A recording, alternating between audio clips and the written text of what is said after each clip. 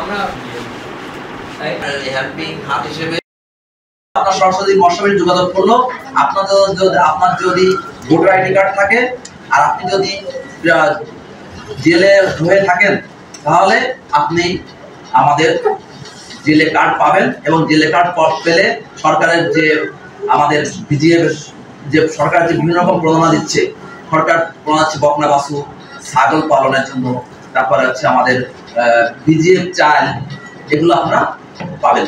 আমার মনে হয় আপনার সরকারের যে বিভিন্ন প্রণোদনা আছে, যে সুযোগ সুবিধাগুলো আছে, সে আওতায় আপনারা অন্তর্ভুক্ত হতে পারবেন।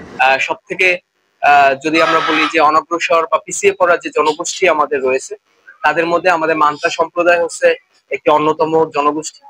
সেটা হচ্ছে যে তারা তো যেহেতু ভাসমান অবস্থায় নদীতে থাকে এবং তারা নির্দিষ্ট কোনো জায়গায় তার নির্দিষ্ট করে তারা থাকে না। দেখা যায় আজকে লাহারাটে আছে, পরের দিন তারা কিনা ভোলা সদরেও ভোলাতেও চলে যেতে পারে। যদি লাহারাটের কথা বলি, আমি যদি চরবাড়িয়ার কথা বলি, লামসরি, অথবা আমি যদি চরমোনাই বুখাইনগরের কথা বলি, দেখা যাবে যে হয়তো এটা চেঞ্জ হয়েছে, প্রেক্ষাপট এখন চেঞ্জ হয়েছে। কারণ আপনারা এখন জানেন যে আপনাদের সুবিধা কিছু পাইতে হলে আপনার ওই নির্দিষ্ট এলাকাতে আপনার ভোটার হইতে হবে, এবং সেটা আপনারা অনেকেই করেছেন, যে আপনারা এখানকারই ভোটার হয়ে গেছেন অলরেডি।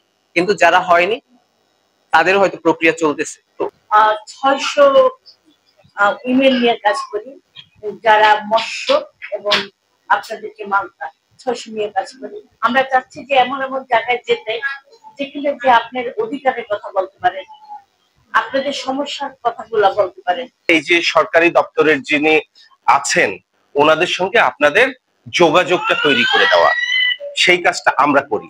যে আপনাদের আমরা চাল দেব না, ডাল দেব না, বা টাকা দিব না, এরকম কোনো সাপোর্ট আমরা দিব না। আমরা দিব হলো লিঙ্ক করিয়ে দেব সরকারি দপ্তরগুলির সাথে, যাতে এই সরকারি দপ্তরের যে সুযোগ সুবিধাটা আছে সেটা আপনারা যেন পান বাংলাদেশের নাগরিক হিসাবে। আশা করি আপনাদের সঙ্গে যে আমাদের যে সম্পর্কটা, সেই সম্পর্কটা বজায় রেখে আপনাদের সঙ্গে সরকারের দপ্তরগুলির সেই সম্পর্কটা আমরা আবার তৈরি করে দিতে পারবো বলে আশা রাখি।